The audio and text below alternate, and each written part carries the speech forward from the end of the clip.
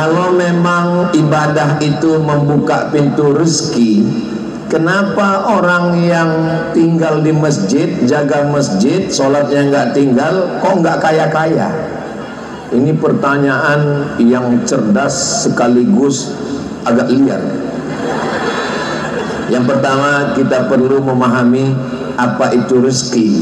Kalau orang memahami bahwa rezeki adalah uang, berarti tidak dapat uang, tidak dapat rezeki. Kalau memahami bahwa rezeki adalah mobil, berarti nggak punya mobil, berarti nggak dapat rezeki.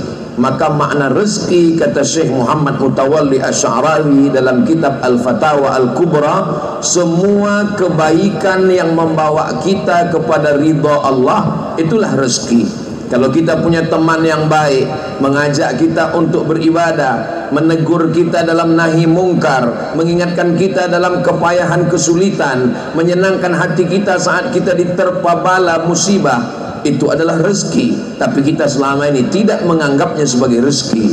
Rezeki yang paling utama adalah bukan benda, tapi istiqamah. Makanya ulama tasawuf mengatakan al-istiqamah khairum min alfi karamah. Satu istiqamah lebih utama daripada 1000 karamah. Kalaulah rezeki itu benda, maka berarti Qarun lebih mulia daripada Musa, karena Qarun lebih kaya daripada Musa. Kalaulah rezeki itu kuasa, berarti Fir'aun lebih dapat rezeki daripada Musa, karena Fir'aun lebih berkuasa. Kalaulah rezeki itu kasur yang lembut dengan sutra, berarti Abu Jahal dan Abu Lahab lebih dapat rezeki daripada Sayyidina wa The Bluetooth device is ready to pair. The Bluetooth device is connected successfully.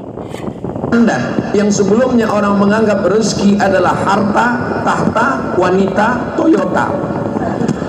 Tapi setelah Islam datang, pandangan kita tentang rezeki berubah. Rezeki adalah ketenangan batin. Rezeki adalah istiqomah dalam iman dan Islam. Rezeki adalah sahabat guru kebaikan. Adik-adik yang sedang belajar mendapatkan rezeki. Masalah harta belum tentu menjadi rezeki. Sama-sama mobil, harganya sama, mereknya sama. Yang satu menjadi rezeki, yang satu menjadi laknat. Kapan dia menjadi rezeki? Ketika mobil ini membawa pemiliknya ke masjid, ke tempat ibadah, menjadikan tempat belajar menuntut ilmu, menyampaikan dia ke tempat yang baik, menjadi rezeki. Tapi ketika kendaraan ini membuat dia lalai, membawanya ke tempat maksiat, sesungguhnya dia bukan rezeki. Saat itu jabatan bukan menjadi rezeki, tapi dia adalah azab yang tertunda. Azab yang tertunda itu disebut dengan istidraj. Sanastadrijuhum min haitsu la ya'lamun. Kami akan menunda azab mereka min haitsu la ya'lamun, tanpa mereka mengerti, tanpa mereka sadar. Wa umli lahum, aku ulur, aku buat umurnya panjang, aku buat yang dia sangka rezeki berlimpah, aku buat badannya sehat. Inna kaidi matin, tipu dayaku amat sangat kuat. Jadi setelah memahami makna rezeki, kita faham bahwa tidak semua yang kita anggap rezeki adalah rezeki. Bisa jadi dia adalah laknat, dan tidak semua yang kita anggap laknat itu adalah laknat. Bisa jadi dia adalah rezeki. Sakit, jadi sebagian orang sakit adalah laknat. Setelah Islam datang, Allah merubah cara pandang. Ma yusibul mu'min min nasabin wala wasabin wala saqmin wala syaukin yastakuha. Sakit, gundah gulana, duri yang menusuk tapak kaki, cara Allah untuk menghapus segala silap salah dan dosa.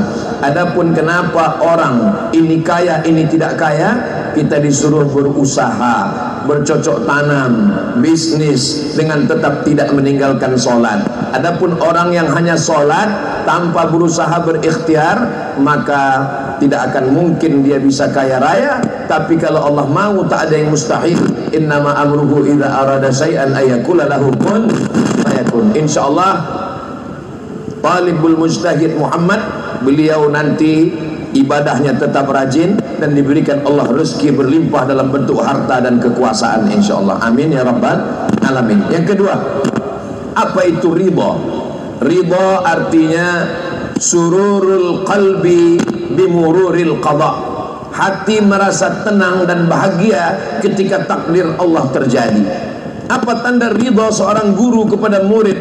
Berkah ilmunya. Maka walaupun nanti adinda menjadi profesor, doktor, menteri, presiden, pejabat, punya harta, punya pondok, santrinya banyak, insya Allah, amin, tetap datang ke pondok. Kita tidak pernah lebih dari guru kita. Kita tetap cium tangannya, tetap muliakan. Supaya apa? Supaya ridha. Imam Muhammad bin Idris Asy-Syafi'i, Imam Syafi'i, meninggal tahun 204. Punya murid namanya Imam Ahmad bin Hambal, Imam Hambali, meninggal tahun 241. Imam Ahmad bin Hambal, imam mazhab yang keempat, berdoa, da'autu lis-Syafi'i fi salati, saya mendoakan Imam Syafi'i dalam salat saya, arba'ina sanah, 40 tahun.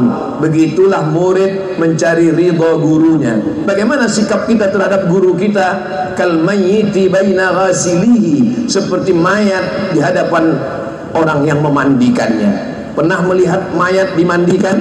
Begitulah sikap kita terhadap guru kita. Sampai hari ini belum pernah ada mayat yang lawan ketika hidupnya dibersihkan. Kal mayyit baina man yaghsiluhu, seperti mayat di antara orang yang memandikannya. Itulah guru kita. Kalau ayah kita yang menyebabkan kita keluar dari alam ghaib ke alam nyata setelah dikandung ibu kita, maka guru kita mengeluarkan kita min alamiz zulumat ila alamin nur, dari alam kegelapan, kejahilan, kebodohan kepada alam yang terang benderang. Maka bergurulah. Man la syaikha lahu fasyaitanu syaikhuhu, siapa yang tidak berguru maka setanlah gurunya. Maka Imam Muhammad bin Ismail bin Ibrahim bin Al-Mughirah bin Bardizbah Al-Bukhari meninggal tahun 256 Hijrah. Guru beliau berapa? Kita baca dalam takhrij, kita baca dalam biografi Imam Al-Bukhari, gurunya lebih 2000 orang. Maka kita berguru, alhamdulillah. Al-Amin Perenduan terdiri dari para masyaikh al-kibar. Tahun lalu saya datang kemari, ada di antara guru ustaz kita, alumni dari Ummul Qura, wafat rahimahullah, Allahumma maghfir lahu warhamhu wa'afi wa'fu anhu waj'alil jannata maswahu. Ada dari berbagai macam penjuru dunia, dari mulai Sudan, Mesir, Al-Madinah Al-Munawwarah, Makkah Al-Mukarramah. Istafattum kathiran min jamahiril ulama. Adik-adik, para santri sekalian, ambil manfaat ini dari guru. Bagaimana dengan orang tua? Allah menempatkan orang tua setelah Allah. Wa qada rabbuka alla ta'budu illa iyyah. Setelah itu langsung wabil walidaini ihsana. Begitu juga dengan murkanya. Ala adullukum ala akbaril kabair, maukah aku tunjukkan kepada kamu dosa terbesar di antara dosa besar? Yang pertama, al-isyraku billah, syirik kepada Allah. Setelah Allah langsung orang tua. Uququl walidain, durhaka kepada orang tua. Maka dikatakan ridallah fi ridal walidain wa suhtullah fi suhutil walidain. Senangkan hati orang tuamu. Ustaz dulu waktu kuliah cita-citanya jadi apa? Pernah Ustaz cita-cita jadi ulama, jadi ustaz? Tidak sama sekali. Cita-cita saya simple saja. Saya mau kuliah S1, S2, S3. Habis itu saya bawa 3 ijazah saya. Saya mau jadi dosen. Kalau saya dapat uang, saya akan bahagiakan ibu saya. Tidak banyak. Ibu dan ayah, orang tua. Muliakan orang tuamu, Allah akan memuliakanmu. Muliakan orang tuamu, Allah akan membukakan pintu rezeki untukmu. Kalau belum mampu memuliakan, kalau belum mampu membahagiakan, paling tidak jangan menyusahkan. Saya yakin dan percaya adik-adik semua menjadi orang yang qurrata a'yun, sejuk dipandang mata dan menenangkan hati orang tua, mendapat ridho orang tua dan guru insyaallah. Amin ya rabbal. Wallahu a'lam bishawab. Barakallahu fiik.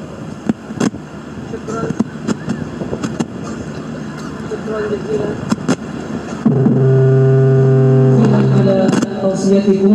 وقد رأيت طالبة مسكت ميكروفون والأدري مسموح اسمها، تفضلي واذكري العنوان والفصل والاسم. Bismillahirrahmanirrahim. Assalamualaikum warahmatullahi wabarakatuh. Waalaikumsalam warahmatullahi wabarakatuh. Yang terhormat Majelis Wali NDI dan Ustaz Abdul Somad yang kami cintai.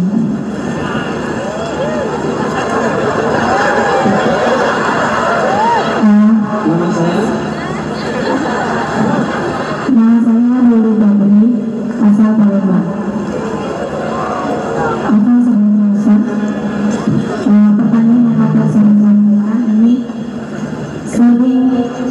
dilontarkan di masyarakat biasanya terjadi di tempat saya itu ada sebuah masjid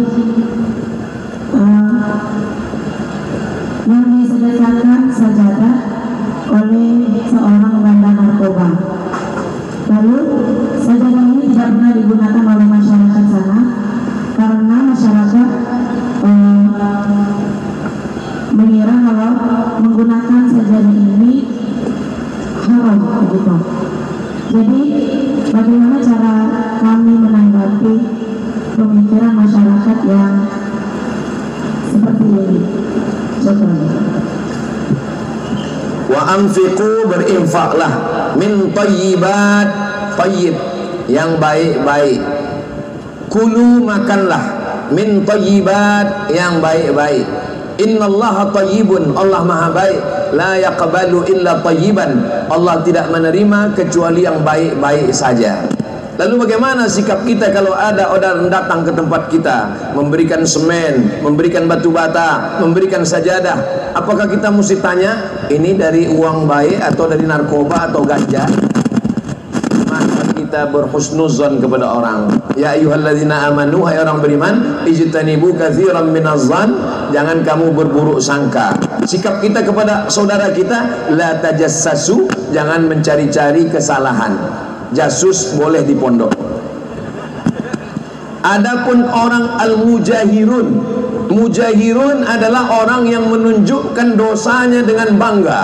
Sekarang banyak sekali al-mujahirun, al-jahru, jahara yujahiru, mujahirun, menampakkan dosanya dalam channel YouTube, menunjukkan dia pelaku maksiat dan dia memang kita kenal orang yang tidak baik.